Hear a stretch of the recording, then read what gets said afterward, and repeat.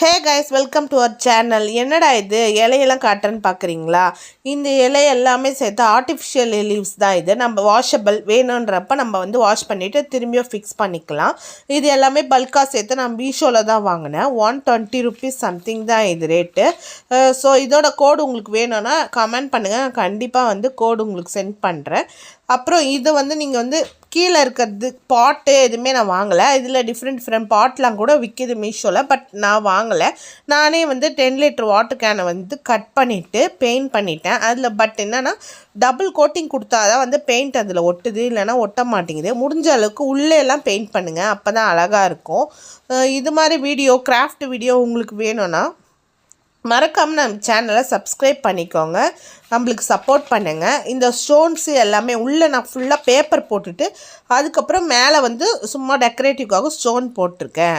Thank you for வாட்சிங்.